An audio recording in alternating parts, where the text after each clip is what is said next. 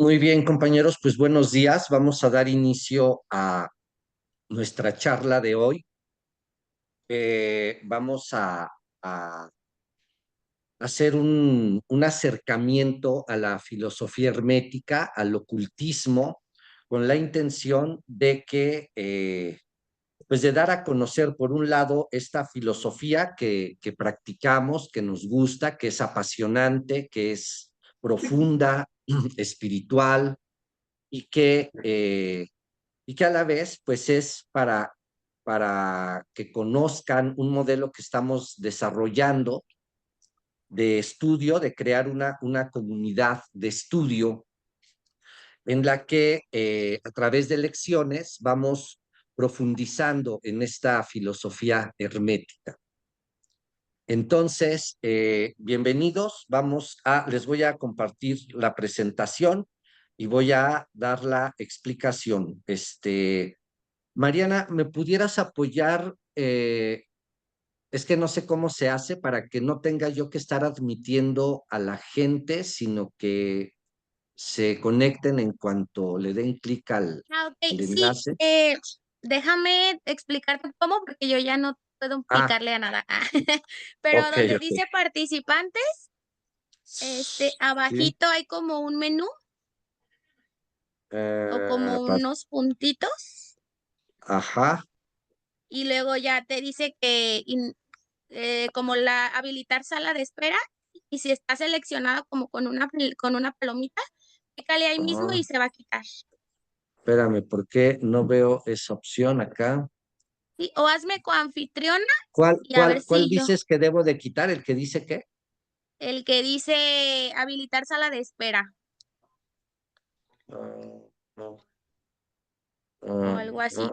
creo que va a ser esta. A ver, ahorita vemos. Si no, ahí voy. Es que como voy a abrir la presentación, Ajá, de si repente. no hazme coanfitriona mientras y yo sí veo que lo puedo hacer, lo hago de una vez y ya lo dejo listo, porfis. A ver, mm,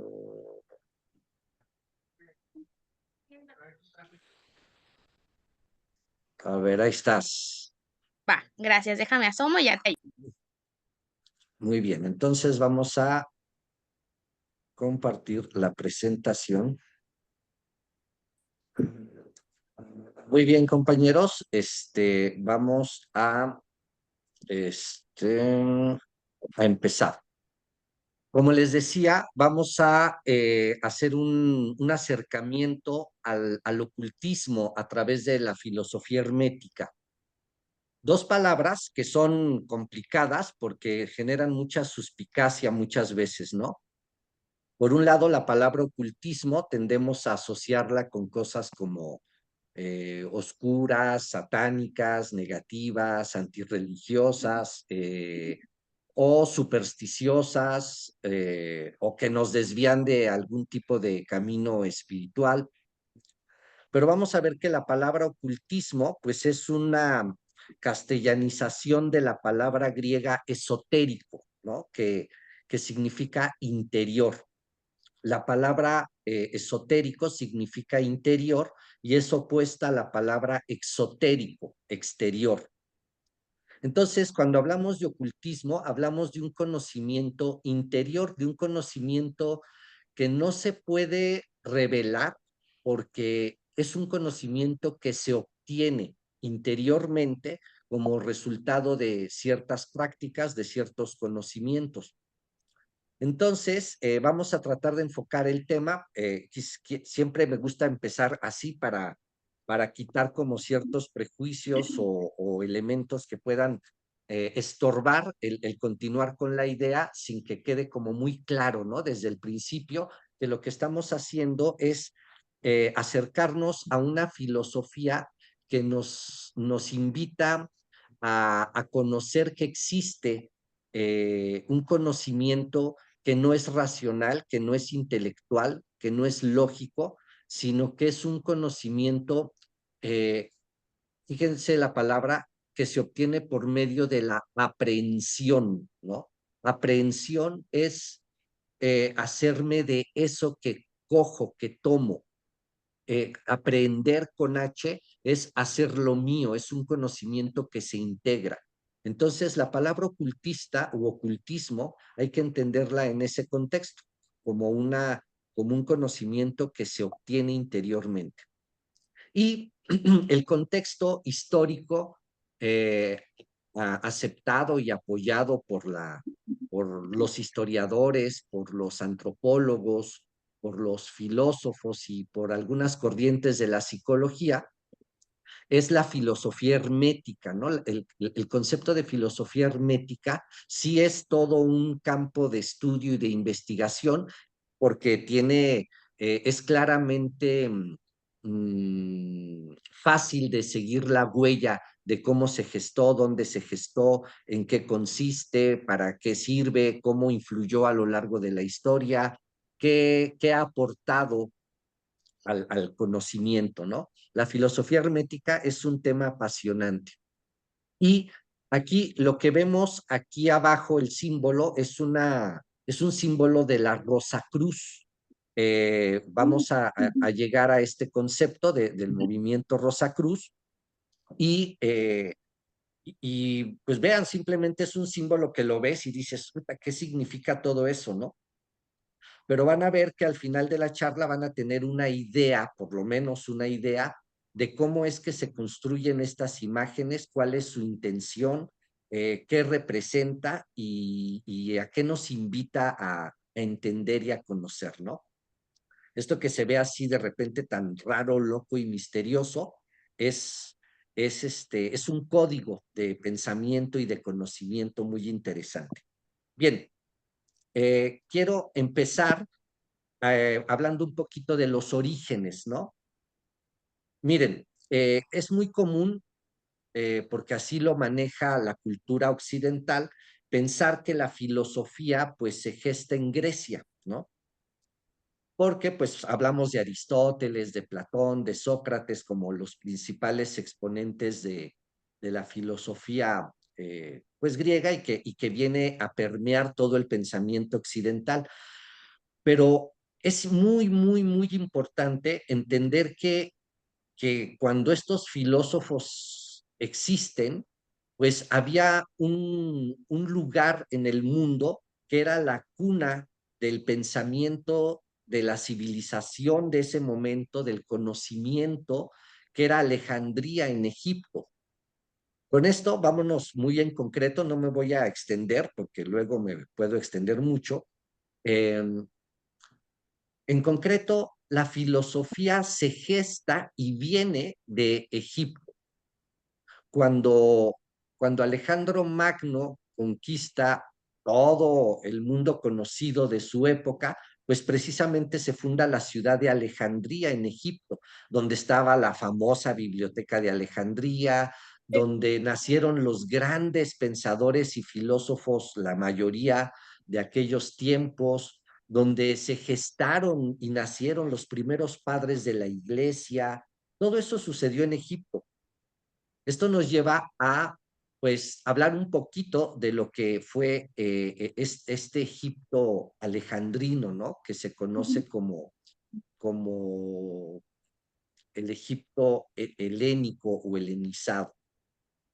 Entonces, imagínense que los últimos faraones de Egipto, pues ya tenían mucha influencia griega, ya no eran solo los egipcios como cultura anterior, milenaria, y lo que se hizo fue un sincretismo, hubo una especie de unión de todos los misterios, de los... Los misterios es un concepto también muy importante. Los misterios son ceremonias religiosas, místicas, que transmitían conocimiento. Existían en esa época misterios en Grecia, en Samotracia, en Egipto, en varias partes de lo que ahora es Turquía, que era eh, Asia Menor, ¿no? La península de Anatolia. Había muchísimos cultos enfocados en los misterios, formas como teatrales, como representaciones teatrales, en las que se transmitía conocimiento a través de la representación de un mito, de una leyenda, ¿no? de la apoteosis de un dios, la transformación, muerte y renacimiento de un héroe, de un dios. Entonces, todo este pensamiento milenario, antiguo, y que Egipto era la cuna de los grandes misterios de Osiris y de Isis, pues dieron origen con la llegada de los griegos allí a través de Alejandro Magno a un nuevo pensamiento. Este nuevo pensamiento es el que se conoce como hermetismo, precisamente porque la palabra hermetismo viene de Hermes, el dios griego del conocimiento, el dios griego al que se le atribuye el origen de la magia, de las ciencias, de las matemáticas, eh, y que fue a la vez una asimilación del dios Tot egipcio, este dios con cabeza como de ave ibis, que era el escribano y también dios de la magia, ¿no? Entonces, Hermes o hermetismo viene de este dios que a la vez es la asimilación de Tot, del dios egipcio Tot. Podemos ver entonces en el hermetismo ya un sincretismo muy interesante de pensamiento. Ahora, piensen en ese momento, en esta Grecia, en este imperio de Alejandro Magno, como un imperio que permitió que muchas culturas intercambiaran conocimiento. Al estar técnicamente todo el mundo bajo la influencia helénica, pues entonces no importaba si eras de Egipto, de Persia, de casi llegando a China, todo Asia Central, o de la zona del Medio Oriente, o del este de Europa, todos tenían un código que era el griego como lengua con la que todos se podían comunicar. Entonces, imagínense el mosaico de conocimientos que se dieron allí, pudiendo hablar entre ellos, gente de culturas tan distintas, muchos de ellos con culturas ancestrales, y de repente pudiendo compartir conocimiento, la misma biblioteca de Alejandría, que era donde se recopilaba conocimiento de todas partes del mundo, llegaban allí a estudiar, a investigar, a leer textos de cualquier lugar, se transcribían los libros al griego, a esta famosa lengua copta que le llaman, ¿no? Que es el griego egipcio. Y entonces, bueno, esto es nada más un contexto para que se entienda la importancia de ese momento, de ese lugar en el que se gestó la filosofía, ¿no? La filosofía no se da nada más porque unos marineros griegos no tenían nada que hacer y se pusieron a pensar y descubrieron la filosofía, sino que es el resultado de un sincretismo de, de pensamientos, de culturas, de ideas, y de grandes sabios, ¿no? Y sobre todo de los hierofantes. La palabra hierofante es el término griego que usaban para referirse a los sacerdotes egipcios. Entonces, un hierofante es el que revelaba los misterios, ¿no? El que transmitía el conocimiento. Por ejemplo, ya en las primeras épocas de los primeros siglos del cristianismo surge también una filosofía muy importante que va a permear al cristianismo y a todo el pensamiento occidental, que es el neoplatonismo.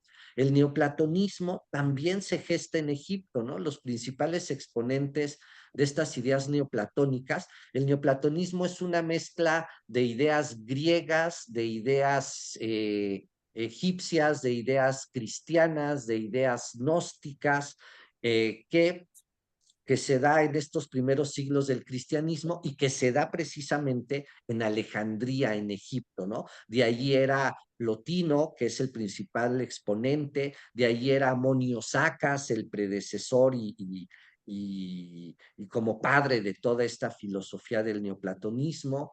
Y en este mosaico de conocimiento, pues en Palestina, en toda la zona del Oriente Medio occidental, lo que se conoce como la zona del Mediterráneo o del Levante. Ahí pues estaban los judíos con la cábala, que a la vez, pues, su alfabeto viene de los caldeos y de los fenicios, y entonces todo esto es parte de ese mismo contexto cultural donde se dan estos conocimientos, ¿no? La gnosis, otro movimiento muy importante que también influyó en el cristianismo y en la filosofía y en los neoplatónicos y en la cábala, es este otro movimiento que también se gesta en esas épocas, tantito antes del cristianismo y durante el cristianismo y posterior al cristianismo. La gnosis es un movimiento muy importante. Los primeros padres de la iglesia, como Clemente de Alejandría, ¿verdad? Se llama Clemente de Alejandría, o sea, egipcio, fue uno de los primeros padres de la iglesia y era gnóstico, ¿no? Y luego, cuando todo esto empieza a pasar a la cultura europea con la expansión del imperio romano hacia Occidente, eh, se gesta en Francia un movimiento muy interesante que se llama la Gaia Ciencia, que era el movimiento que dio origen a los trovadores. ¿Han oído hablar de los trovadores o habrán visto imágenes medievales de los trovadores, ¿no? Esta escuela de pensamiento que surgió en el siglo XI y XII y XIII, entre el XI, XII y XIII, eh, eh, que eran, no sé, las imágenes son estos tipos con una especie de bandolina cantando versos y dando origen a este movimiento del amor cortés, ¿no? De donde surgen las grandes obras literarias de Europa de los trovadores, ¿no? Como Tristán e Isolda, eh, donde se canta el amor, ¿no? De ahí viene la palabra trova para referirse al canto del amor, ¿no? En realidad, la Gaia Ciencia era un movimiento hermético con influencia gnóstica, neoplatónica, cabalística, eh, pero también con mucha influencia del pensamiento filosófico de las culturas propias de Europa, ¿no? En Europa, antes de que los romanos llegaran, pues ya había grupos muy importantes, con conocimientos muy importantes, y esta mezcla da origen a la famosa Gaia Ciencia, que es una forma de alquimia, de hermetismo muy interesante. No nos podemos extender, pero es todo un tema fascinante, el tema de los trovadores y de ese momento de la historia en Europa, porque coincide con ellos influyen en el origen del arte gótico, por ejemplo, del culto a María en el cristianismo, o sea, el elemento de la madre, de la mujer, del principio femenino en la religión cristiana, toma mucha fuerza a partir de la influencia de estos movimientos gnósticos, ¿no? Que son los que hablaban, por ejemplo, de que María Magdalena era la mujer de Jesús, ¿no? En este sentido de darle importancia al, al elemento femenino.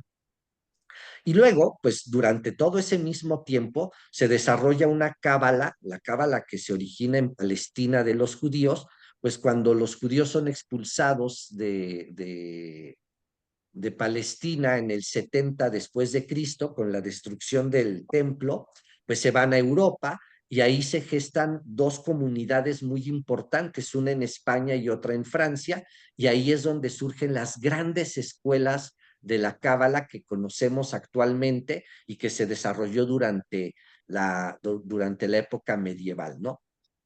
Bueno, no me quiero extender mucho en esto porque luego para algunos se vuelve medio aburrido, pero es siempre bien importante entender el contexto histórico. Si no, como que no entendemos de dónde viene esto, cómo se gestó, para qué sirve.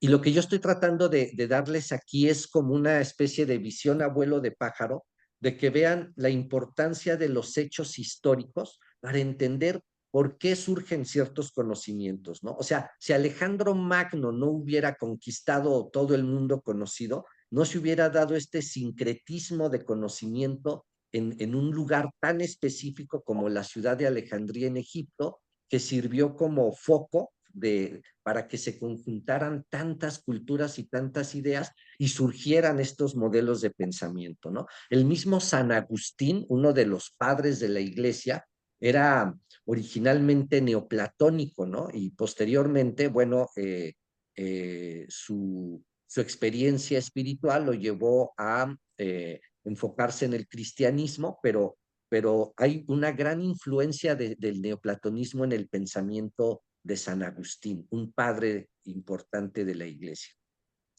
Por ejemplo, ya si nos pasamos a la época del Renacimiento, se da el famoso movimiento de la Reforma, ¿no? La Reforma de la Iglesia, que fue este conflicto que hubo con Martín Lutero y que se separó de la Iglesia y que se crearon las corrientes protestantes.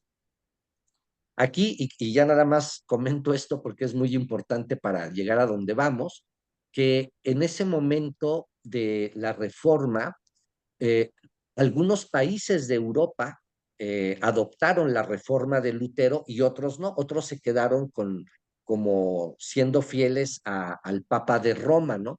Y entonces sucede algo bien interesante. Los países que adoptan la reforma se vuelven más tolerantes respecto al conocimiento. Recordemos que en esa época estaba la Santa Inquisición y todo lo que oliera a otra cosa que no fuera el dogma de la iglesia, pues era anatemizado, ¿no? Era proscrito, no es bienvenido, no estamos de acuerdo y es perseguido. Entonces, los países que adoptaron las ideas de la reforma de la iglesia, al volverse más tolerantes con el conocimiento, pues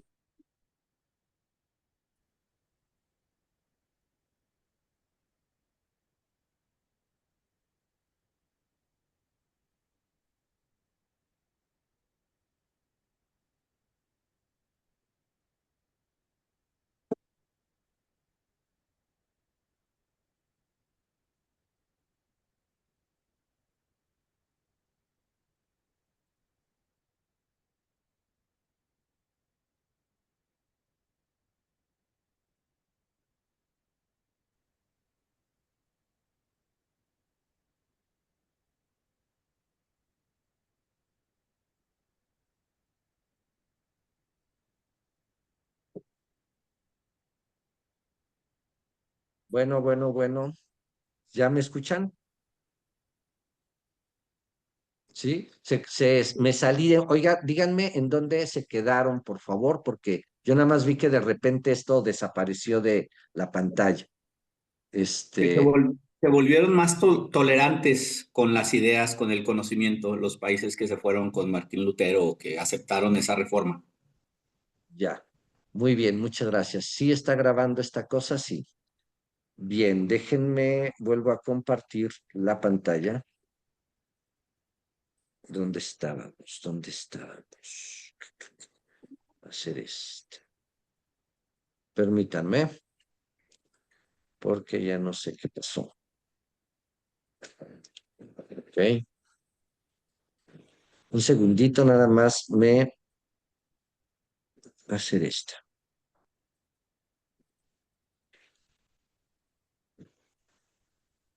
Ok, compañeros. Muy bien, gracias. Bueno, pues sí, técnicamente nos quedamos en donde iba. Fue un momentito en el que se desconectó esto. Entonces, resulta que al ser más tolerantes, pues permitió que estos pensadores se sintieran apoyados y pudieran desarrollar sus ideas.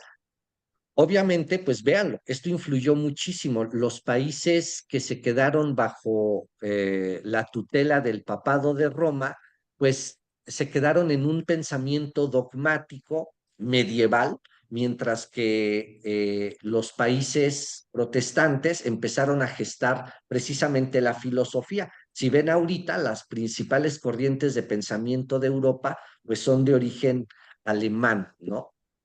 Este, Bien, esto da como consecuencia, y por esto era importante comentar este episodio de la historia, da como origen eh, la posibilidad de que se geste este movimiento Rosacruz. El movimiento Rosacruz se gesta en el siglo XVII, en el año 1614, bueno, no se gesta, ahí se da a conocer, ¿no? Se da a conocer el movimiento Rosacruz porque están las condiciones adecuadas para que puedan expresar sus ideas sin que sean perseguidos, ¿no? Entonces, el movimiento Rosacruz se va a volver fundamental. El movimiento Rosacruz es un movimiento hermético que tiene sus orígenes y sus raíces en todo este pensamiento que acabamos de mencionar hace un ratito, o sea, el pensamiento que se gestó en el Egipto alejandrino, con influencias neoplatónicas, cabalísticas, con la gnosis, con la Gaia ciencia, que es la alquimia, con la cábala medieval, con el cristianismo mismo, va a dar origen a una escuela muy importante que se llamó así el movimiento Rosacruz. El movimiento Rosacruz era un movimiento de orden esotérico, místico, y que invitaba a través de un mito, el mito de la leyenda de Christian Rosenkraus, que era es así como si fuera el nombre del miembro fundador, obviamente es un nombre mitológico. Christian es Cristo, Rosenkraus es la Rosacruz, Christian Rosenkraus es el Cristo en la rosa, ¿no? O la rosa en la cruz de Cristo. Que si se fijan, y me regreso, pues aquí ya empezamos a ver que en la cruz hay una rosa que tiene 22 pétalos. 22 es el número de las letras del alfabeto hebreo. Aquí vemos la influencia de la cábala, ¿no? El hebreo, pues, es el alfabeto con el que se explica y se comprende y se estudia la cábala. El alfabeto hebreo tiene cualidades muy peculiares, como algunos otros idiomas antiguos, que cada letra no solamente es un sonido fonético, sino además es un sustantivo, o sea, significan algo, ¿no? Por ejemplo, la letra Aleph, como fonéticamente, pues es una A, pero como sustantivo significa buey.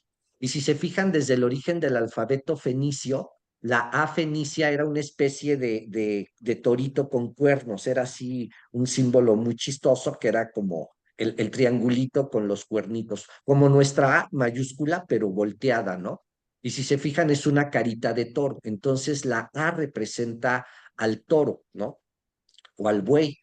¿Por qué? Porque el buey era el símbolo de la cultura y de la civilización, porque a través del buey arabas la tierra, porque a través del buey generabas alimento, o sea, el buey era el símbolo de la fuerza transformadora de la naturaleza que provocaba cultura y civilización. Entonces, fíjense, la A no nada más es un sonido, sino es el poder generador de la cultura y de la civilización. Es un poder de vida porque hace que la tierra, al ser arada, se fertilice, ¿no? Entonces, fíjense qué interesante, si nos metiéramos allí, no acabamos literal por años, ¿no? Cada letra, cada símbolo tiene que ver con un aspecto de la comprensión que se tenía en la antigüedad sobre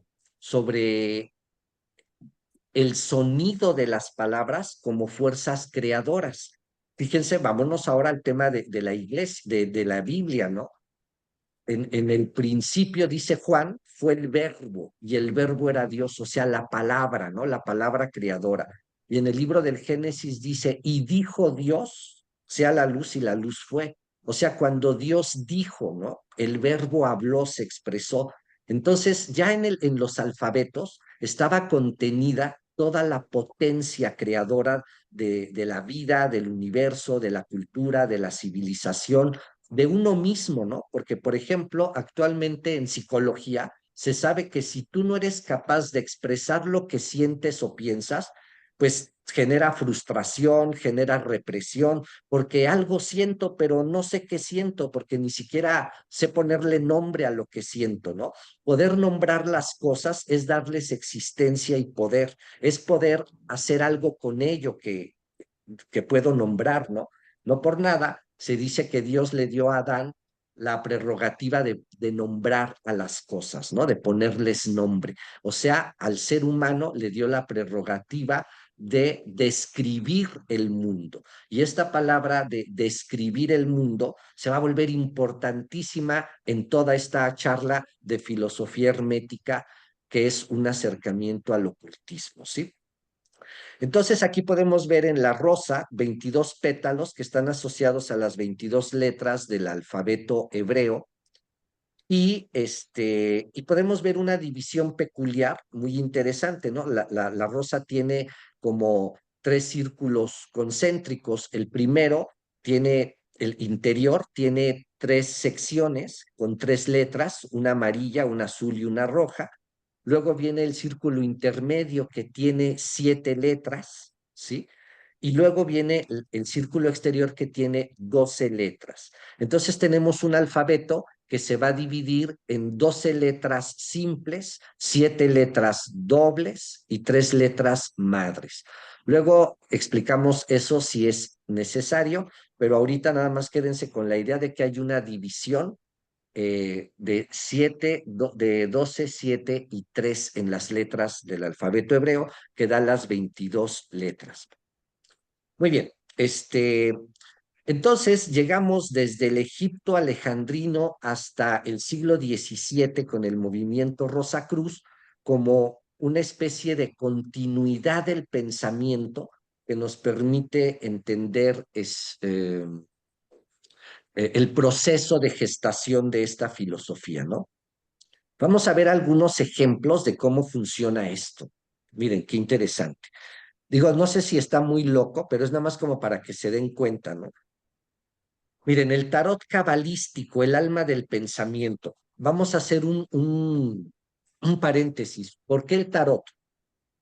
Porque el tarot tiene 22 arcanos mayores. La palabra arcano significa misterio, ¿no? Tiene 22 misterios mayores. Hablábamos de que en Egipto se transmitía el conocimiento a través de misterios. Hablamos de que el hebreo tiene 22 letras y aquí tenemos 22 como las letras, misterios como las enseñanzas egipcias, ¿no? Entonces hay 22 letras, 22 arcanos en el tarot. Esto quiere decir que el tarot es un libro simbólico, un libro, no es un mazo para echar las cartas. Eso también vamos a replantearlo, ¿no? No es un mazo para echar las cartas. O sea, sí es, pero no es su principal función. Perdón, no es su principal función. Su principal función es la de un libro escrito en símbolos. Estos símbolos son arquetipos, como diría Platón, que representan los estados interiores de la psique, de todo lo que el ser humano ha aprendido, ha codificado, ha entendido sobre sí mismo y sobre la realidad, ¿no? Entonces, aquí vemos una imagen en la que dice el tarot cabalístico, el alma del pensamiento. Pensar es usar el lenguaje para entender procesos, ¿no? Entonces, fíjense, aquí yo puse la palabra ruaj, la che se pronuncia como J, ruaj, por eso abajo dice che J de este lado. Ruaj es una palabra hebrea para referirse al alma. Entonces, ruaj es alma, ¿no? El alfabeto hebreo tiene una característica muy interesante. Me gustaría que le pudieran poner atención a las letritas hebreas que aparecen en cada una de las cartas del tarot. En el hebreo se escribe al revés, de derecha a izquierda, ¿no? Entonces, miren, la carta que se llama el sol tiene una letra que se llama Resh, ¿no? Resh, equivale a nuestra R. La segunda carta, la carta del medio, el hierofante, tiene una letra que se llama Vau, ¿no? Como vela biodental, V de vaca, A-U, Vau, o V, como dicen otros, Vau. Este, mm, esta Vau, en hebreo no existen vocales, ¿ok? Por lo tanto, a veces tienen distinto sonido vocal algunas letras. Esta letra a veces suena V, a veces suena O, muchas veces suena O, ¿no? Pero a veces U o B. Y la letra de la carroza es la letra Het, ¿no? Entonces, la palabra ruaj en hebreo se escribe así, resh, bau, het, ruaj, ¿no? Ruaj. Entonces, aquí yo tengo una palabra hebrea que se refiere al alma. ¿Cómo funciona la cábala? ¿Cómo funciona el tarot? ¿Cómo funciona este código de pensamiento, no? Porque vamos a ver que la cábala es como una especie de álgebra del pensamiento para aprender a relacionar letras que nos dan significados, que tanto por valores numéricos como por sonidos, como por composición. Yo les decía hace rato que las letras representan sustantivos, palabras, ¿no? Ponía el ejemplo de Aleph, que representa el buey. Bueno, la letra Resh significa cabeza, ¿ok? Cabeza, no nada más en el sentido de una cabeza, sino también cabeza como cuando eres cabeza de algo, el primero de algo, ¿ok?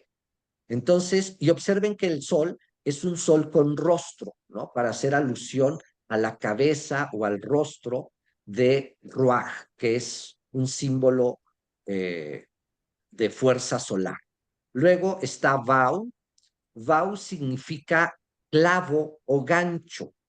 La palabra clavo o gancho es algo que une, ¿no? Y fíjense qué interesante, en hebreo la letra Vau tiene, entre otras aplicaciones, la función de ser una letra conjuntiva. Es como nuestra Y, que tú dices esto y aquello. Esta Y que une tiene esta función de clavo o gancho, ¿no? De unir dos cosas. Entonces vamos a ver que aquí Bau hace alusión a la idea de gancho como en el sentido de unión o clavo en el sentido de unión. Y luego está Het. Het significa campo o, perdón, significa valla. Una valla es una cerca, ¿no? Algo que delimita un campo, un terreno. Es una valla para delimitar un campo de acción. Ahora fíjense, la carroza, el carro, si se fijan, es una antigua alegoría ya explicada en el Bhagavad Gita, ya explicada por Platón mismo, cuando semeja al ser humano con un carro, ¿no? Donde dice con un coche, ¿no? Donde el carro, la carroza, representa el cuerpo, el auriga o conductor, que en este caso este personaje de la letra Het es un auriga, es un cochero, representa al yo, al alma, ¿sí? Y el pasajero es la personalidad. Las riendas son la mente, que de hecho son invisibles porque la mente no la vemos, y en el caso de de la carroza, pues hay caballos que representan los instintos, ¿no? Aquí los vemos representados por dos esfinges, influencia egipcia, ¿no? Entonces, podemos pensar en en esta carroza como el vehículo, ¿no? El cuerpo. Entonces, fíjese qué interesante, si nos vamos así simplemente, estas cartas nos indicarían con la clave 19, el sol, una fuerza espiritual radiante, solar, consciente, una cabeza, o sea, algo que lidera, ¿sí? Unida por medio de el hierofante, la carta que une, la Y, ¿verdad? Al cuerpo. Entonces yo puedo ver que la palabra alma es una construcción de la unión del espíritu con el cuerpo, ¿sí? Esto es así súper sencillo, ¿eh? Tiene muchísima más profundidad y carnita para explicar esto mismo, ¿no? Me voy a ir acercando a ello, pero no los quiero abrumar porque también tanta información satura, pero primero quiero que se den cuenta de eso, ¿no? Estas tres cartas nos estarían indicando una fuerza espiritual unida a un cuerpo material, ¿no? Esto ya de entrada nos acerca a una teosofía, compañeros. Fíjense qué interesante, a una teología, a una teosofía. Es decir, no nada más a que, los hebreos creían en el alma. No, te están diciendo qué es el alma. Te están diciendo que el alma no es algo intangible. Te están diciendo que el alma no es una especie de cosa etérea que está por allí en algún lugar y que quién sabe cómo reconocerla. Te están diciendo que el alma es una fuerza viviente, el sol es fuerza viviente. Todos sabemos que el sol es una fuerza de fertilidad, de fecundidad, de crecimiento. Es el sol el que hace crecer las plantas. Vamos a ver que esta fuerza solar está integrada a un cuerpo, es espíritu y cuerpo. El alma no es solo espíritu, el alma no es algo intangible, es algo que nos habita. Ahora fíjense por qué nos habita. Vamos a encontrar otra correspondencia. El sol, ya dijimos que significa cabeza y representa esta fuerza espiritual. La letra Vau, el hierofante, la letra de en medio, esta carta del hierofante está atribuida al signo de Tauro en la astrología oculta. Y Tauro rige el cuello y el oído, ¿ok? Tauro rige el cuello y el oído. Y la carta de Het, observen que el auriga tiene una especie de armadura en la caja torácica. Está atribuida al signo de Cáncer.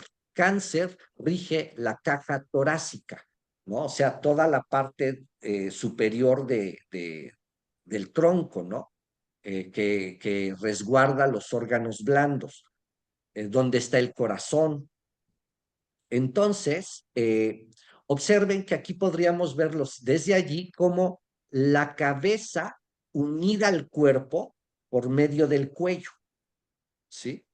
O sea, estamos viendo aquí en la palabra alma la constitución física del ser humano, ¿no? Estamos viendo la cabeza y el cuello uniendo al cuerpo. Entonces, el alma es una incorporación, es una fuerza que participa tanto de lo espiritual como de lo material.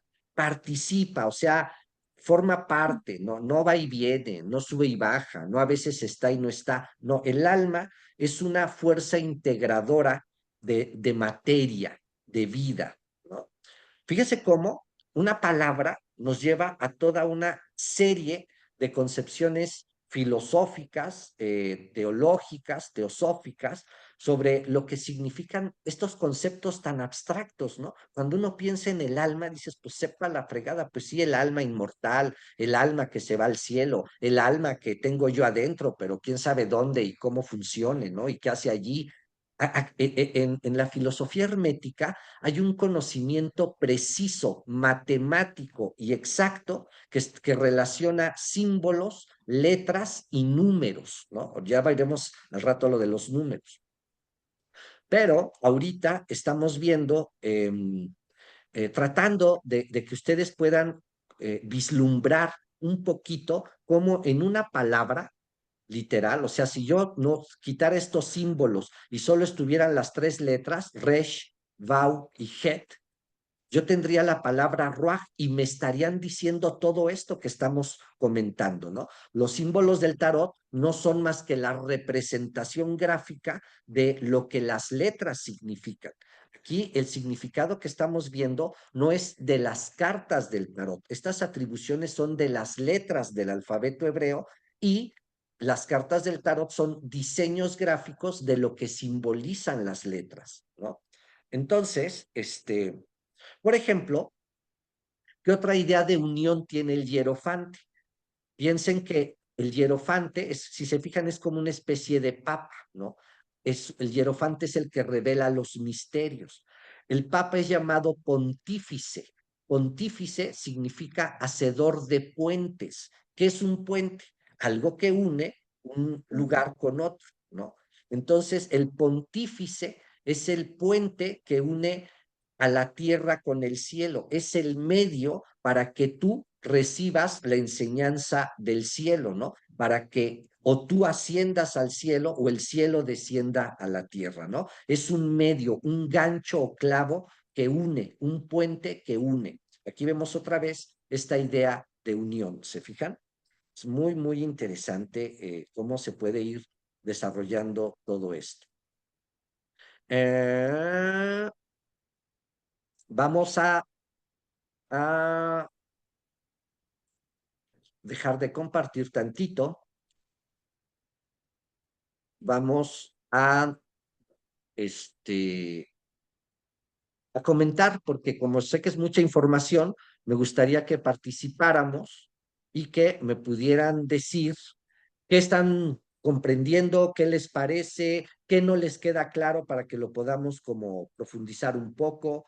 Eh, Digo, si no, continúo, pero sí me gustaría que hubiera participación para no estar hablando como merolico y quisiera así entender cómo están ustedes vislumbrando esto.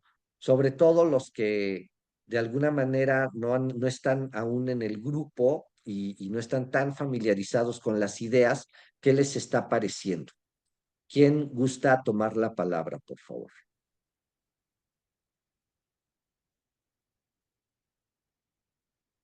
Uno por uno, no se amontonen.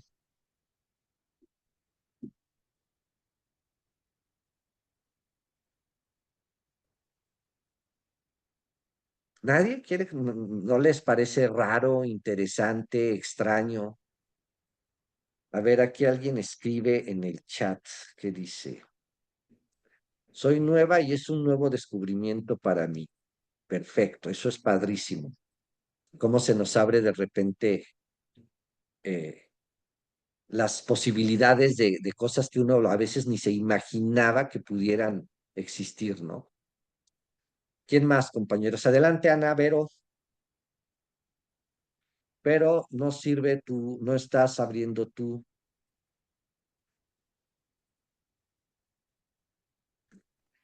A A ver, ver, ya, ahora sí. ya, bien. Muchas gracias. Hoy, no, pues muy padre, muy interesante, por ejemplo, esta explicación del alma. Seguramente que ya la habías explicado anteriormente y no le había puesto atención, pero Gracias, ahorita que le gracias. escucho, ahorita que le escucho, wow, es así como que súper congruente con lo que existe actualmente. Y yo te puedo decir que en medicina, por ejemplo, nosotros estudiamos lo que es la coherencia cardíaca. Y la Ok, coherencia cardíaca tiene que ver precisamente con la congruencia que tiene que haber entre lo que estás pensando y lo que estás sintiendo. Entonces, ahorita verlo también como desde esta perspectiva que nos compartes de que eso es el alma, o sea, para mí queda como muy claro muchas cosas que tienen que ver con el tema de que a la persona le cuesta trabajo sanar, ¿no? Y cómo es importante el tema de la unión, o sea, el hierofante en este contexto de que es el cuello, es la unión. No, a mí me encanta toda tu enseñanza, o sea, se me hace algo así súper fascinante y sobre todo que me hace mucha congruencia con lo que existe, o sea, no es nada, como decías ahorita, ¿no? No es nada que anda por ahí flotando en el aire, no es nada, perdón la expresión que voy a usar, pero no es nada fumado, ¿no? claro, claro. Sino todo tiene una base de conocimiento que además viene de mucho, mucho, mucho, mucho tiempo atrás, ¿no?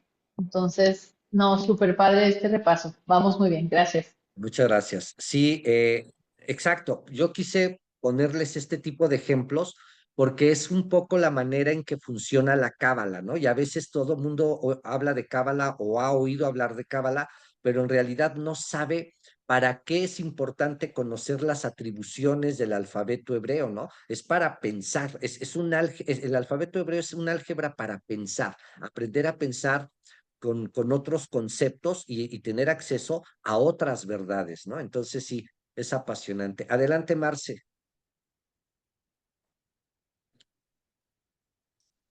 ¿No? ¿No puedes o qué? A ver, espérame. Y ahora, ¿Ya? bueno, yo en lo personal, ya, buenos días a todos, yo ya tengo algún tiempo en este grupo de estudio, pero poniéndome un poquito, porque ayer invité a una amiga y y se espanta, no porque, no, me gustaría que nos explicaras un poquito más. Yo desde el punto de vista que no, haz de cuenta que no sabemos nada, un poquito más. ¿Por qué tendría que estar yo aquí? ¿Para qué me sirve?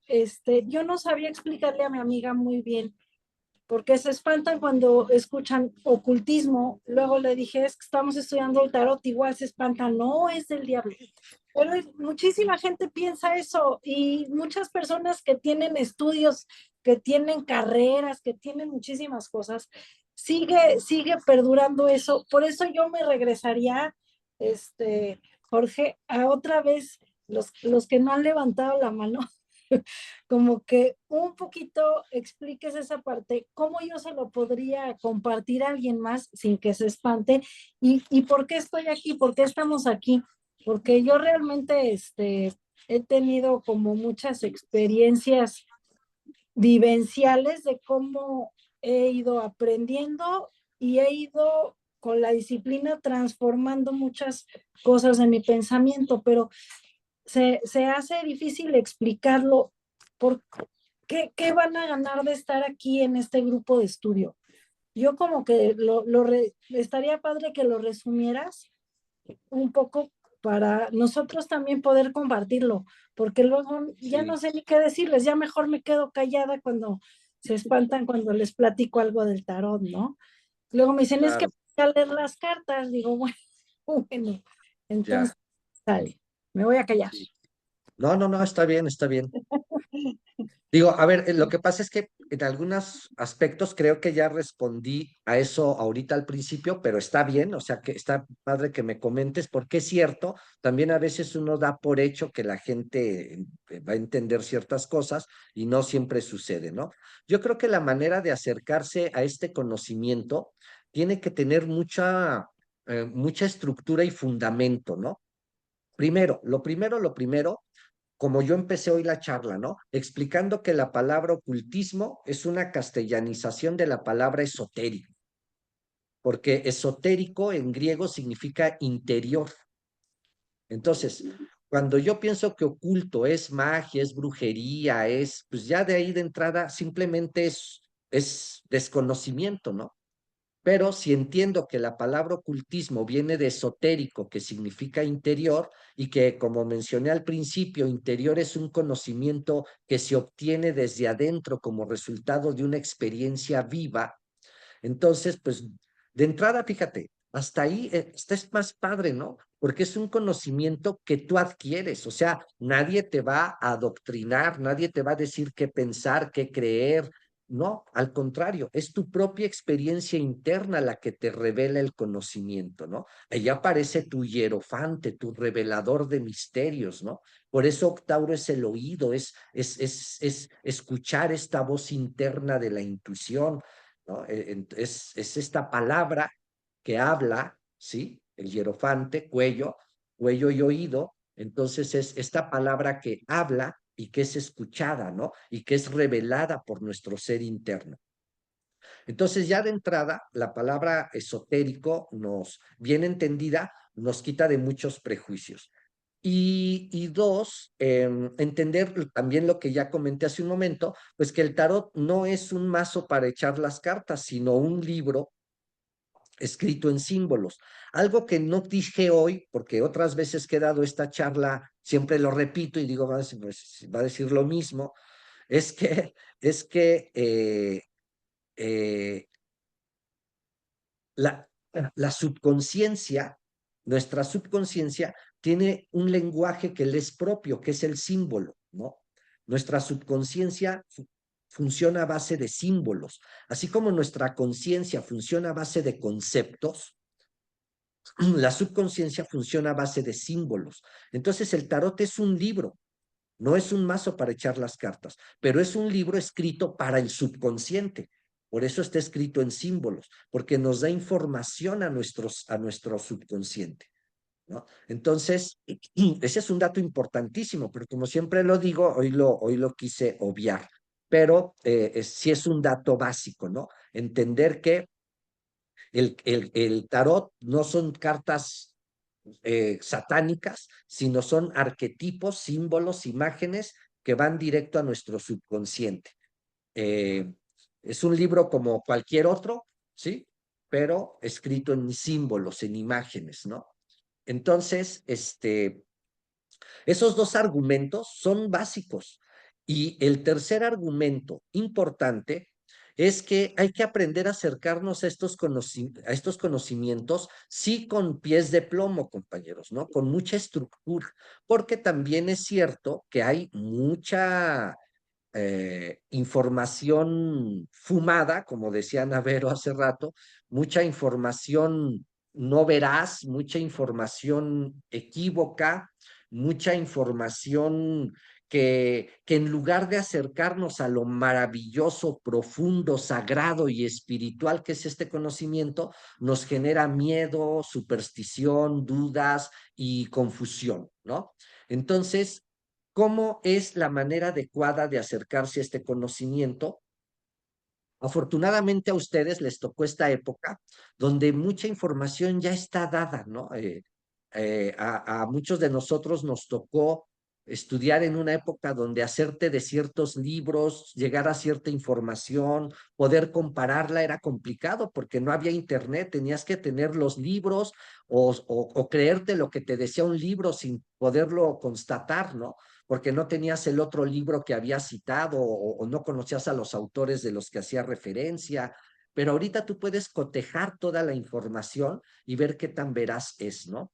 Entonces, un dato muy importante es acercarnos a través de disciplinas, eh, pues de corte argumentativo, ¿no? De corte científico, vamos a decirlo, ¿no? No me gusta mucho usar eso porque tampoco es que la ciencia tenga que avalar esto, ¿no? Más bien, la ciencia tiene mucho que aprender de todo esto, ¿no? Pero también es cierto que el pensamiento formal nos ayuda a darle forma y estructura a este conocimiento.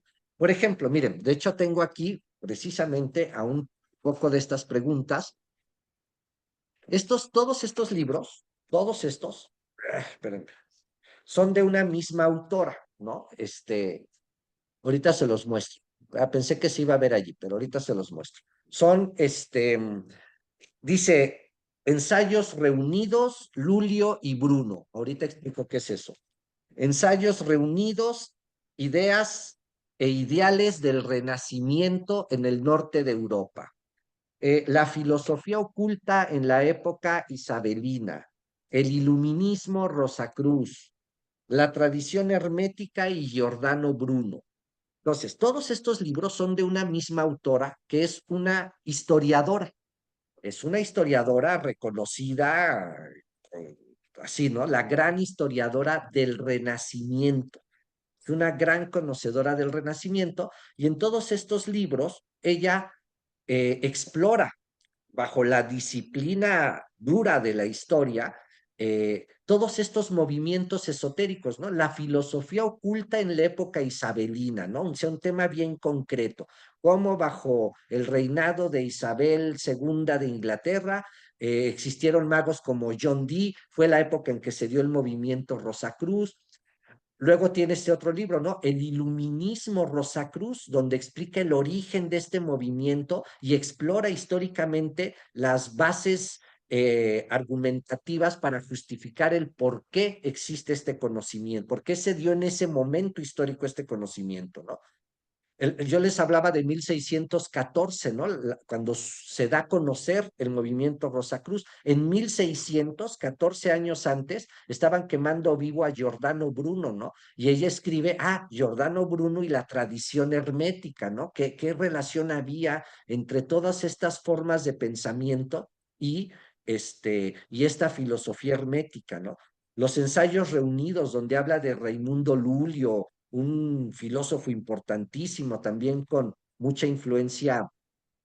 Él es de Mallorca, ¿no? Fíjense, él es de esta zona de España, donde hace rato comentábamos que se gestaron escuelas muy importantes de Cábala, ¿no?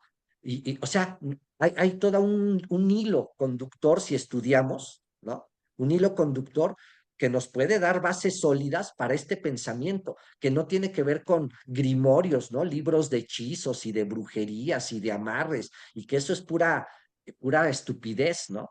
Aquí estamos hablando de filosofía, de un pensamiento que permeó la historia del pensamiento occidental, ¿no? También por ejemplo, otro historiador muy importante es Mircea Eliade. Mircea Eliade es Tratado de Historia de las Religiones, ¿no? Este es un tipo importantísimo que tiene varios libros. Este es como su principal básico para después extenderte a lo demás. En el Tratado de Historia de las Religiones, literal, hace un estudio histórico sobre el origen, contenidos, el porqué de ciertas formas de pensamiento en las religiones, ¿no? Acercarse a él a través de la antropología también, ¿no? Por ejemplo, Sir James George Fraser tiene la famosa obra La Rama Dorada, ¿no? Que es el primer libro de antropología que se acerca a la magia, pero desde el punto de vista antropológico, ¿no? O podemos ver a Jung, por ejemplo, Psicología y Alquimia, ¿no? Donde a través de la psicología él explora todo el lenguaje alquímico del hermetismo medieval y renacentista, ¿no? Entonces, fíjate, aquí tú ya tienes bases para acercarte a este hermetismo, no desde el pensamiento mágico, no, a través de la historia, ¿no? Con Franz Dietz, que es la historiadora, con Mircea Eliade, ¿no? A través de la antropología, con Fraser, pero bueno, no es el único, está Levi Strauss, y en este caso a través de la psicología con Jung. Entonces aquí ya tienes varias disciplinas, historia, antropología y psicología, que te pueden dar bases sólidas para poder acercarte a este conocimiento sin superstición, ¿no? Que no haya superstición. Entonces, pues sí, hay que estudiarle un poquito, hay que tener cierta estructura de pensamiento, pero sobre todo esas dos ideas básicas. El tarot es un libro escrito en símbolos, ¿sí? Que le habla al subconsciente, no es un mazo para echar cartas. Y dos, este, eh, la subconsciencia tiene un lenguaje que le es propio, que es el símbolo, ¿no? Y el ocultismo es la palabra esotérico, que es conocimiento interior o interno. Lo demás, pues ya también, pues que la gente crea lo que quiera, pero son supersticiones, ¿no? Si tú tienes fundamentos, ya no pasa nada. Y hay otro elemento que es el más importante, que tú lo practiques, porque en la medida en que lo practiques, la gente lo nota. Y en la medida en que lo nota, pues dice, ok, oye, pues está interesante, veo que no sé, has solucionado esto, o resuelves aquello, o tienes la capacidad del otro. Y no estoy hablando de poderes, de superhéroe, ¿no? Estoy hablando de habilidades que desarrollamos humanas, que si se fijan, ahorita hablábamos del alma como algo que no es solo espíritu, sino espíritu y cuerpo simultáneamente.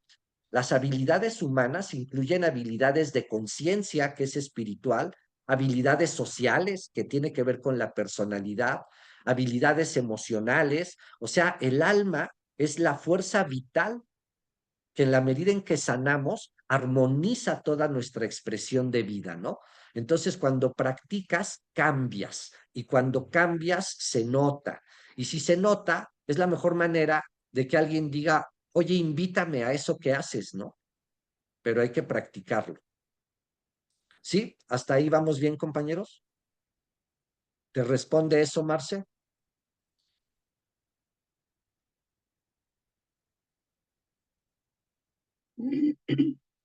¿No puedes otra vez o qué? A ver, espérame. Ya. Ya.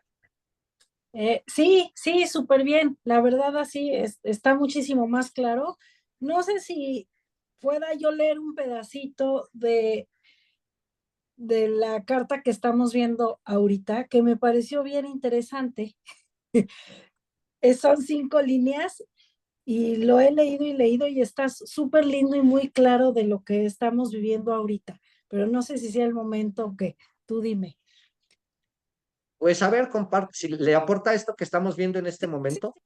Sí, aporta totalmente. Mira, les voy a leer, son 5 líneas nada más. Es Venga, venga. de la carta 17. Venga. Dice, no nos convertimos en seres espirituales, no hay manera de llegar a ser más espirituales de lo que somos ahora mismo. El sendero no es un método para adquirir poderes, es el sendero del retorno hacia la conciencia de lo que realmente somos. A mí eso con eso se concluyó. Padrísimo, Con eso, padrísimo. Si te fijas, es una síntesis de todo lo que, como bien dijiste, de todo lo que estamos diciendo, ¿no? sí, no, eso me encantó. Lo he estado leyendo y leyendo y realmente fue muy corto, pero pues a mí me cayeron el 20 de muchas cosas. O sea, no te vas a convertir en nada ni vas a tener poderes especiales, pero sí vamos a regresar a la conciencia. Eso es lo que nos da este camino. ¿Sale? Exacto, y también dice algo muy interesante, ¿no? Nunca te vas a convertir en algo espiritual, nunca te vas a poder convertir en lo que ya eres, ¿no?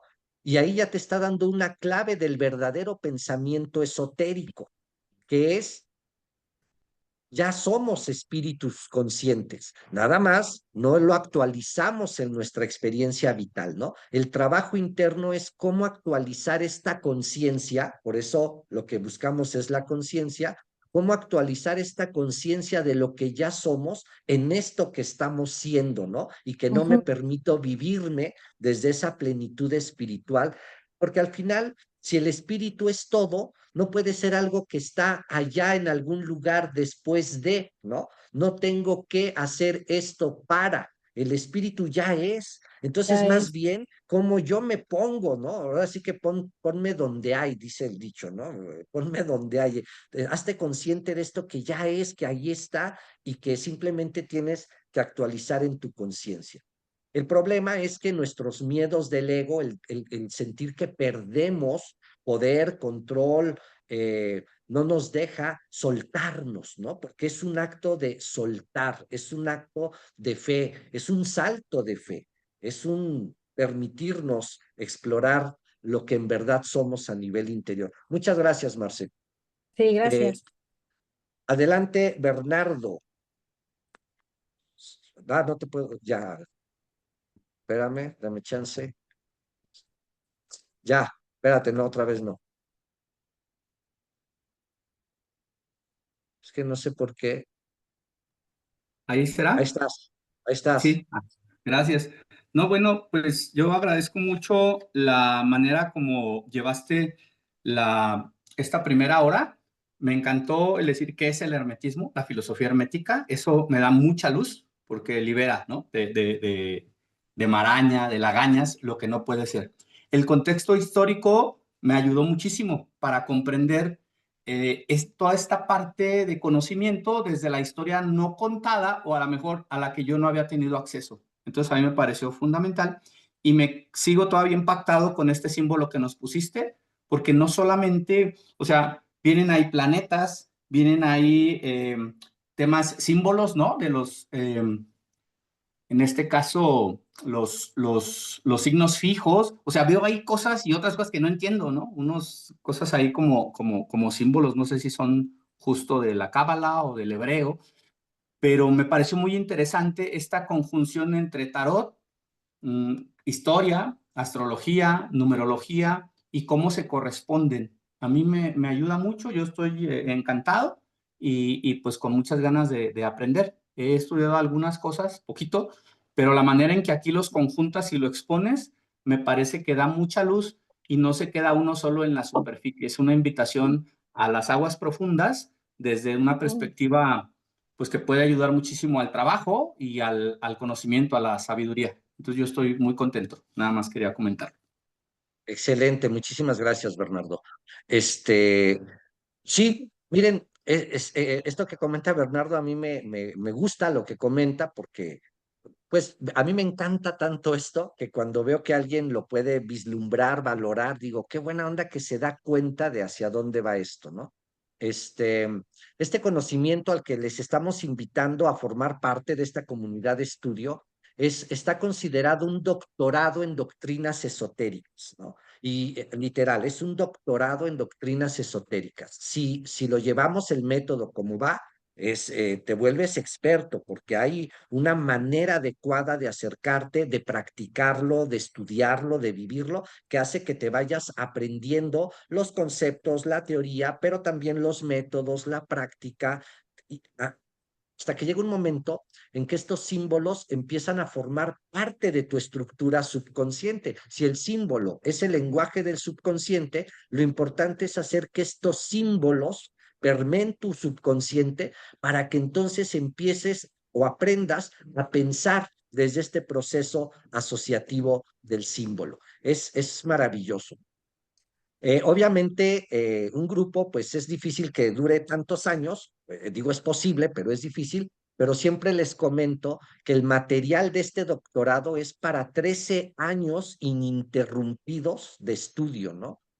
O sea, lo que quiero decirles es el nivel de información, de sustento, de bases que tiene, que no es nada más, apréndete esto y ya, ¿no? Sales cabalista, ¿no? Me enseñaron cábala porque aprendí los nombres de Dios. Pues no, la cábala es profundísima, ¿no? Es profundísima, es una integración de una teosofía, de un conocimiento de lo sagrado en ti. Entonces, pues está abierta la invitación, compañeros, para que se integren a nuestro modelo de estudio y vamos a continuar, ¿les parece? ¿Alguien más quiere compartir algo? Pues no, y ya. Déjenme, les comparto la presentación. Tac, tac, tac, va a ser este.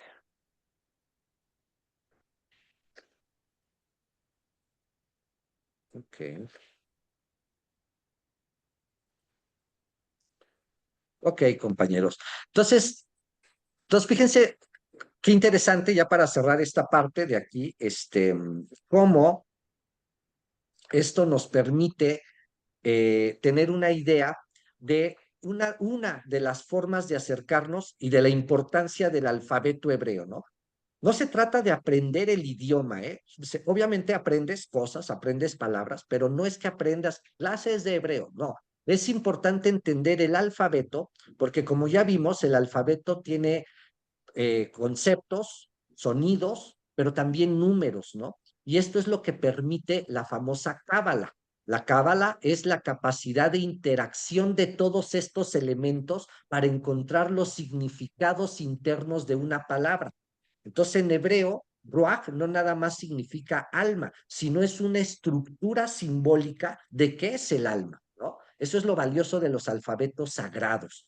Te explican el sentido interno de la palabra, ¿no? Vamos a pasar.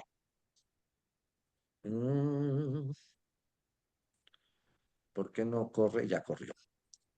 Miren, aquí, por ejemplo, vamos a ver un poquito esa síntesis, ¿no? Aquí tenemos ya una representación de los 22 arcanos mayores, ¿ok?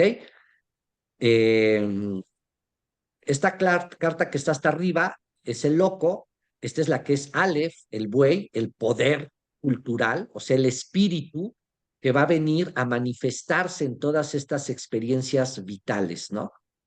Eh, Aquí vemos las cartas acomodadas de 1 a 7, de 8 a 14 y de 15 a 21, ¿no? Aquí están las 22 cartas porque están numeradas de el 0 al 21, pero son 22 cartas, ¿sale? Y observen esta carta que es llamada la torre, ¿no? La torre es quiero que cuenten los, las mamposterías de ladrillos. 1, 2, 3, 4, 5, 6, 7, 8, 9, 10, 11, 12, 13, 14, 15, 16, 17, 18, 19, 20, 21 y 22, ¿no? O sea, la torre está hecha de 22 eh, mamposterías de ladrillos, ¿no? ¿De qué está hecha esta torre, compañeros? Está hecha de lenguaje, ¿no? Está hecha de lenguaje. ¿Se acuerdan de la Torre de Babel? Ah, pues la Torre de Babel se confundió el lenguaje para que no llegaran al cielo los hombres, ¿no? porque en el mito de la Torre de Babel se dice que el hombre usó ladrillo hecho por él en lugar de piedra. Por ejemplo, la palabra piedra en hebreo es eben o eben, ¿no? Que se escribe con la letra Aleph, la de loco, la letra Bet, que es la del mago, que está la primera carta que está aquí en la primera línea, y la letra Nun, que es la letra de la clave 13, la muerte, ¿no? Entonces, fíjense, eben a la vez se compone de dos, se divide la palabra. Eb, la primera sílaba, A, porque Aleph es A, pero se escribe, acuérdense que en el hebreo no hay vocales, entonces a veces tienen vocales distintas, sonidos distintos. A significa padre y Ben significa hijo. Entonces la palabra Eben significa piedra, pero intrínsecamente lleva la idea de que piedra representa la unión del padre con el hijo, ¿no? Por eso Cristo dice, Pedro, o sea, Simón significa el que escucha a Dios, te llamarás Pedro, o sea, la unión del Padre con el Hijo, y sobre ti edificaré mi iglesia, ¿no? Y en Isaías se dice que Cristo, no habla de Cristo, pues, pero habla del Mesías, dice, será la piedra rechazada que se convertirá en piedra fundamental del templo, ¿no? Entonces, hay una piedra rechazada que es piedra fundamental. Fíjense, ¿eh? Luego, Cristo diciendo, el que oye mi palabra y no la hace, el que es como el que construyó su casa sobre arena y su casa no prevaleció entre las tempestades. Pero el que oye mi palabra y la hace es como el que construyó su casa sobre piedra. O sea, la piedra, la unión del Padre con el Hijo, es el fundamento de la casa. ¿Quién es la casa? Yo, el templo. El cuerpo como templo del espíritu, que a la vez es una expresión del alma, ¿se acuerdan? Entonces, observen esta clave 16. Está hecha con las 22 cartas del tarot, con las 22 letras, porque el lenguaje es el que nos aísla. Cada vez que yo nombro algo, lo defino, lo conozco, pero también lo limito, ¿no? Hay una frase en Oriente que dice Tao, que se explica, no es Tao, ¿no? Es decir, no puedes ceñir en las palabras lo que es tan intangible espiritual. Es necesario que este rayo, observen que este rayo viene de un sol que está en la esquina superior derecha, y observen la clave del loco, ¿no? Que está acá arriba. Hay un sol en la parte superior derecha. Este rayo que destruye la torre viene del sol del espíritu, de la conciencia, que es Aleph, y entonces destruye la torre de la falsa personalidad, de mi autoconcepto, de mis ideas, de mis creencias, ¿no? Entonces, aquí estamos viendo un ejemplo claro. Por ejemplo, la letra hebrea de la torre se llama Pei o Pej. A veces la verán como Pei, a veces como Pej. Equivale a nuestra P y a nuestra F. A veces suena como F, ¿no? Esta letra significa la boca como órgano de lenguaje. Si se fijan, la forma es como una especie de boquita que tiene una lengüita arriba, ¿no? Es la boca como órgano de lenguaje.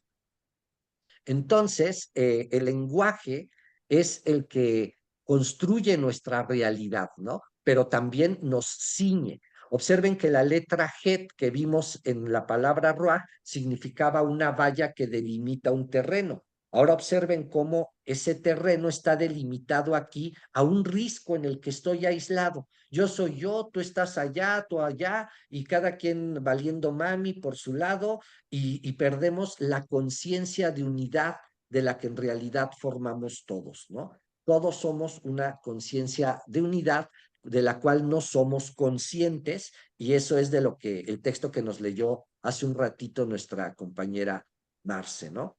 Entonces, quería mostrarles esto, ¿no? Otra vez, como cada carta del tarot no nada más es, sí, la carta de la torre, no. Cada carta se estudia en sus detalles. Aquí no nos vamos a extender, pero observen que aquí están vestidas las personas. Observen que la clave 6 de los amantes, que está aquí donde está el cursor, no están vestidos. Observen la forma de la forma que tiene la caída del hombre, ¿sí? Y observen la letra del diablo, no sé si la alcanzan a ver ahí chiquitita, pero la forma que tiene el hombre cayendo de la torre es la misma forma de la letra del diablo, pero al revés de cabeza, porque el diablo representa la ilusión de la mentira de nuestros sentidos. Por lo tanto, al destruirse la torre de la mentira creada por el lenguaje, el diablo se invierte, es decir, nos despojamos de las cadenas que nos atan a nuestra ignorancia. Son ideas, ¿sale? Lo que quiero que vean es que el tarot es un libro para pensar, es un libro para generar filosofía, nos transmite una teosofía, un saber sagrado, nos permite entender los misterios, ¿no? Que dieron origen a las religiones, las ideas que están detrás de toda filosofía espiritual. El tarot es un libro sagrado que a través de sus imágenes nos está transmitiendo todas estas verdades, ¿no? Observen que numéricamente, ¿no? La torre es ese campo delimitado por la valla de la clave 7, la carroza. Ahora vean que esta clave es la 16, 1 y 6 me da 7, que es la carroza, ¿no? Quiere decir que en la carroza está expresada la liberación de esta torre creada por el ego, ¿no? Aquí, en la carta 7 de la carroza, el auriga, el yo, es el que dirige la carroza, es el amo del cuerpo. En cambio, en la torre es la personalidad que ha creado un autoconcepto limitado, ¿no? Entonces, las cartas se relacionan por posición, por número, por relaciones astrológicas, ¿no? Por ejemplo, no sé, decíamos ahorita que este hombre de la clave 16 está invirtiendo la letra del diablo, ¿no? Para los que sepan algo de astrología, Marte está representado por esta clave, la clave 16, ¿no? Y el diablo es Capricornio, la cabra. Y en el signo de Capricornio se exalta el planeta Marte, tiene todo su poder, ¿no? Entonces observa que en la carta del error del ego, el diablo, está exaltado Marte, la fuerza del ego que representa la autoafirmación del yo, ¿no? Marte es la autoafirmación del yo. Entonces, ¿dónde se autoafirma el yo mejor? O sea, ¿dónde despliega todo su poder? ¿Dónde se exalta Marte? Pues en el signo de Capricornio, en el signo del diablo que representa las cadenas de la ignorancia y la limitación de nuestro ego, ¿no? Entonces se relacionan por números, por signos, por colores, por planetas, por correspondencias cabalísticas, por las letras hebreas, es lo que les decía, es un álgebra para aprender a pensar la teología, la teosofía, la filosofía, ¿no? Bien. Y toda la cábala, compañeros, se sintetiza en un símbolo fundamental que es llamado el árbol de la vida, ¿no? El árbol de la vida es un jeroglífico. La palabra jeroglífico significa símbolo sagrado, ¿no? Un glifo es un signo, un símbolo, y hieros viene de sagrado. Entonces, un hieroglifo es un símbolo sagrado, un jeroglífico. Entonces, esta imagen que fue desarrollada durante la Edad Media por los cabalistas es la síntesis de la cábala, ¿no?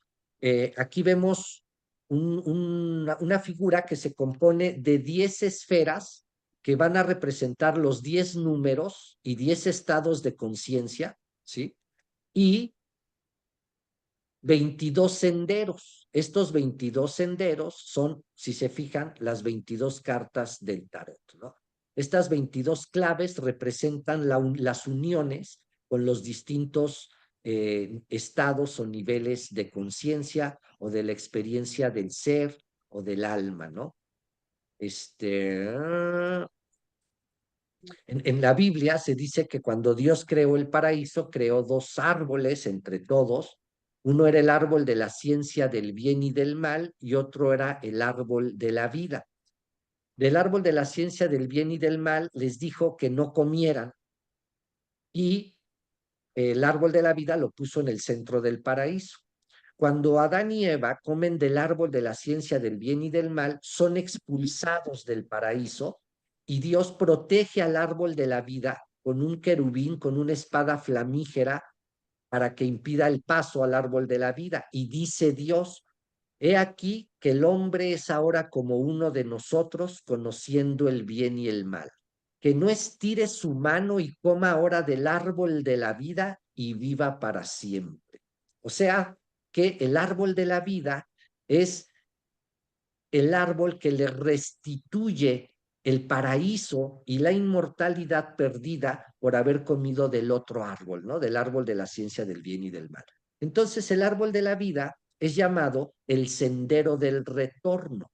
Es el camino de regreso hacia la conciencia representada por la corona, ¿no? La corona es un símbolo de Dios. Observen que la corona se escribe con 3 letras, que ahorita vamos a ver, creo que sí lo puse, ahorita lo vemos. Es muy interesante, ¿no? Este árbol miren, el fondo del árbol es negro. Eso es algo que en Cábala se le llama el En Sof Ur, la luz ilimitada. Ese fondo negro representa a Dios antes de crear, ¿no? Como cuando dice la Biblia, y todo estaba desordenado y vacío, ¿no? Era el caos. El Espíritu de Dios se movía sobre la faz de las aguas. Esa sustancia de Dios universal antes de crear nada está representada por el En Sof Ur, que es el fondo negro del árbol. Pero cuando Dios dice sea la luz, y la luz fue, esa es la concentración de esa luz en este punto que se llama la corona, ¿no? Entonces, por eso es un punto luminoso, es como el Big Bang, hágase la luz del Génesis, ¿no? Y a partir de allí viene la creación. Entonces, la corona es el punto de concentración de la luz y de expansión de la creación, ¿no? ¿Se acuerdan que el Big Bang es que toda la materia del universo está contenida en un punto cero y de repente explota, ¿no? Entonces es contracción y expansión.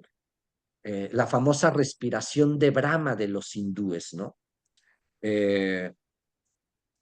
Bueno, nada más para que se den una idea, este es el símbolo a través del cual se estudia la cábala, se estudia el tarot, se estudia la filosofía oculta y se entiende toda la estructura interna de la conciencia. El árbol de la vida es un símbolo de Dios, del ser humano y del universo. O sea, simultáneamente estás viendo allí a Dios, al ser humano y al universo, ¿no? Por ejemplo, esta es una representación del árbol con los 4 mundos. El árbol se divide en 4 mundos, ¿no? 1, 2, 3, 4, y esto de acá equivale al fondo negro, el En Sof y el En Sof Ur, que son los velos del fondo negro del árbol. Pero estos 4 mundos, el rojo, el azul, este color raro y el de abajo, son los 4 mundos de la Cábala. Estos 4 mundos en el tarot están representados por los 4 palos de la baraja, el as de bastos, el as de copas, el as de espadas y el as de oros, ¿no? El tarot tiene 22 arcanos mayores y 56 arcanos menores, que son las famosas cartas de la baraja, ¿no? El basto es el fuego y representa el cetro de la voluntad de Dios, ¿no? La copa es el agua y es la matriz cósmica donde es gestado el mundo, ¿no? La copa como un contenedor. El espíritu, fuego, vasto, el espíritu de Dios se movía sobre la faz de las aguas, ¿no? Sobre la copa. Es como el sacerdote cuando pone la hostia sobre el cáliz, es el fuego fecundando al agua, es el vasto y la copa, ¿no? El espíritu de Dios se movía sobre la faz de las aguas. Y luego viene el aire, la espada, ¿no? ¿Qué pasa si yo meto fuego en agua? Sale aire, vapor, el alma, ¿no? El alma vital.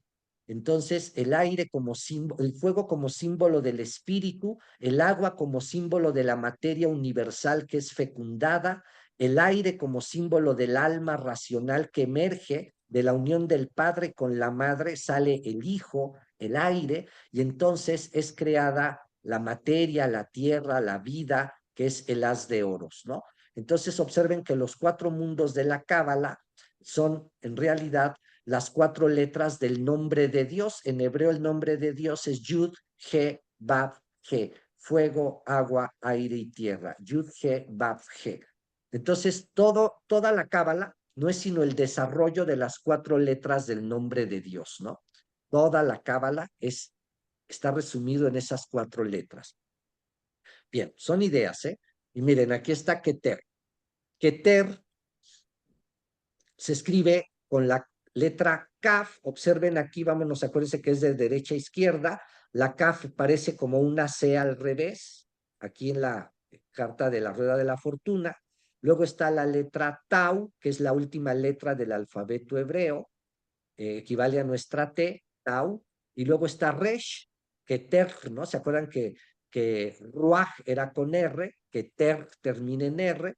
Entonces aquí está Ruach, Resh, ¿no? Entonces aquí tengo la palabra Keter, corona. Los cabalistas hablan de la corona y no del rey, para quitar precisamente esa idea supersticiosa de Dios como una especie de viejito con barbas que está en algún lugar, ¿no? Keter es la corona de la creación y no el rey de la creación, porque es una fuerza, ¿no? Es un principio vivo, universal, consciente, que es la corona. Observen que Keter se va a componer de una fuerza expansiva, porque la rueda de la fortuna es Júpiter. Júpiter en astrología es una fuerza que expande, no es una fuerza centrífuga.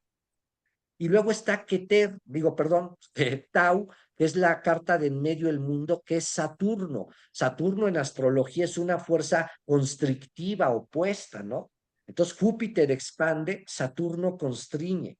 Entonces aquí estamos viendo una fuerza que expande y otra que es centrípeta. Entonces vean cómo la corona representa esta idea de la creación de la fuerza que se contrae y luego se expande, ¿no? O se expande y se contrae. Y luego viene el alma, precisamente, ¿no? Este sol en el corazón humano, esta fuerza radiante que se va a convertir en luz. De esta contracción y de esta expansión va a surgir una fricción de fuerzas. Se contrae, se expande, se contrae, se expande, y entonces este roce de fuerzas genera una expansión, una explosión de luz, que es el sol, dando como resultado todas las luminarias, ¿no? Y dice la Biblia que cuando Dios creó la luz, creó las luminarias del cielo, las estrellas, o sea, todo lo que vemos como luces en el cielo son concentraciones del Espíritu Uno y de la luz una, representada por esta fuerza espiritual que es el sol. Entonces, quiero que vean cómo en la palabra corona, Keter, viene en realidad también la estructura de una serie de movimientos energéticos que explican la creación, ¿no? Contracción, expansión y manifestación, ¿no? El sol como la luz radiante, sea la luz y la luz fue. Entonces, vemos aquí 3 planetas en las cartas, ¿no? Júpiter en la rueda de la fortuna, Saturno en el mundo y el Sol la clave del Sol, la clave 19, ¿no? Entonces son 3 planetas que representan 3 estados de actividad de la conciencia una para explicar procesos espirituales. Muy bien, compañeros. Bien, vamos a dejar de compartir y comparten, platican. ¿Qué les parece todo esto? Digo, porque otra vez fue mucha información y necesitamos ver cómo la están recibiendo, qué queda claro, qué no, qué les falta. ¿Quién quiere tomar la palabra? ¿Tú, Carla? Ah, pero la cosa está del micrófono. Dios santo. Espérate. Ahí estás. ¿Ya? Ya. Ah, pues a mí me ha parecido súper interesante, hasta estoy emocionada, pero me parece aún más interesante porque como que si tenía informacioncitas así como por todos lados y es impresionante cómo todo se va conectando.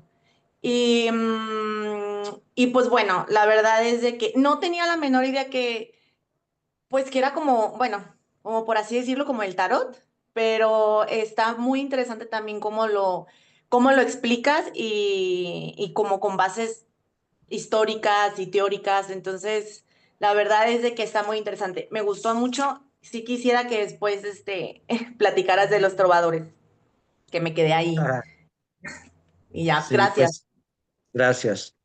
Sí, pues está complicado hablar de los trovadores porque es todo o sea, nos podemos llevar una clase así entera sobre los trovadores porque es además fascinante, a mí me encanta todo lo que es tanto histórico como filosófico, como simbólico, como el impacto que tuvo en la cultura, el origen que dio a ciertas obras literarias, la influencia en el pensamiento esotérico, en la historia.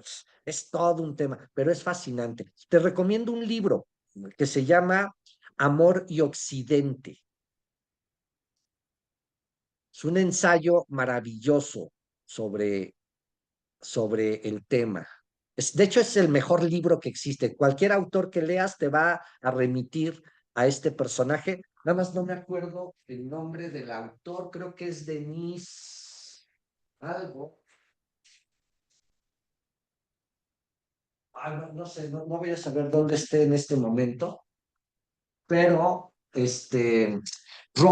Denis Roche, algo así, se llama el autor, este, Amor y Occidente.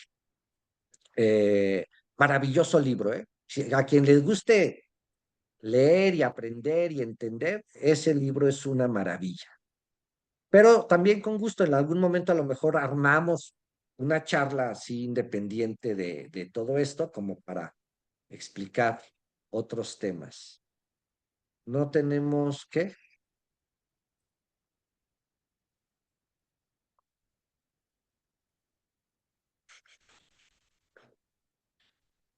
Pero sí, hay que armar algo así.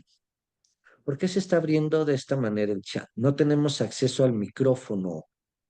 Pues pídanmelo, compañeros, porque no sé por qué tengo que darle clic. Eh, ¿Dónde está Hugo? No lo veo. Víctor Hugo, ¿quieres acceso al micrófono? ¿Dónde estás? ¿Dónde estás? Ya te perdí. No, creo que no. Acá estás. A ver, ahí tienes acceso al micrófono, Víctor Hugo. Ok, no, pues te quiero agradecer porque se quitan muchos tabús de los charlatanes que hay en la calle con todas sus cosas de las cartas y de las lecturas y todo eso. Esto es una cosa científica. Se me hace muy interesante y te quiero agradecer. Está excelente esta plática. Gracias. No, gracias a ti, qué buena onda que les guste, que les interese. ¿Quién más, compañeros? El tema, no me digan que no les genera suspicacias, preguntas, dudas, comentarios, supersticiones o algo.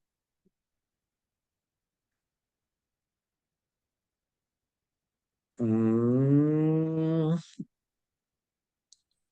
muy bien, compañeros. Pues si no hay más preguntas, que parece que no las hay, eh,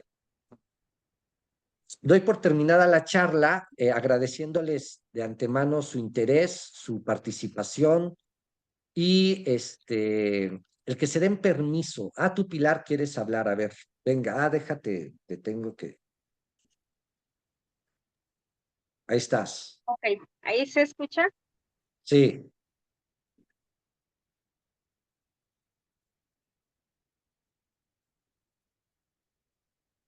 ya no te escuchas, volviste a cerrar el micrófono.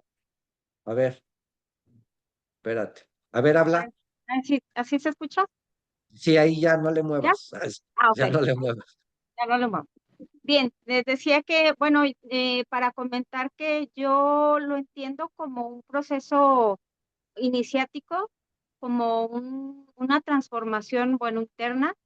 Si bien se va viendo, como nos explicabas ahorita, las letras, pues es como una transformación interna, ¿no? Que se va dando dentro de nosotros, avanzando pues clase con clase. Bueno, yo había estado unas pocas clases anteriormente y me parece pues muy, muy, muy interesante. Muchísimas gracias, Pilar.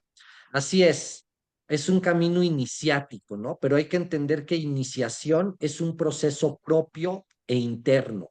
Nadie te inicia, tú te tienes que iniciar a ti mismo, ¿no? Y para eso se necesita integrar todo este conocimiento para que nos transforme desde dentro, como bien decíamos lo que significa la palabra esotérico, ¿no? Que es un conocimiento interno que se obtiene, que se revela desde el interior, en la medida en que yo me preparo para ser receptivo a esta sabiduría que ya me habita, como también comentamos a lo largo del curso. No es una sabiduría, perdón, de la charla, es una sabiduría que ya me habita. Nada más yo tengo que ponerme de modo para que esto permee en mí y yo pueda actualizarlo en mi autoconciencia. Muy bien. Muy bien, compañeros. Pues muchísimas gracias. La charla tiene dos propósitos. Es actualizar a las personas que se han ido integrando al curso, es generar, a ver, es que eso es algo que hay que empezar a también a cambiar en estas charlas, las vamos a tener más seguido. La idea no se trata de que yo hable y hable y les exponga temas, los temas ya están en el curso, es más bien para profundizar, para dialogar, para ver cómo están entendiendo, para ver qué hay dónde hay que enfatizar cosas. Es decir, conocerlos a nivel más personal en la manera en que ustedes están integrando este conocimiento, lo están llevando y lo están practicando. Entonces, lo que yo quiero implementar es que independientemente del curso, que ahí está, tengamos estas charlas con mayor regularidad para yo poderlos acompañar en este camino, en este proceso y en este aprendizaje, ¿no? Pero necesito que también ustedes hablen, se expongan, comenten sus dudas, sus inquietudes, sus intereses, para que podamos establecer una comunidad de aprendizaje y de diálogo, ¿sí?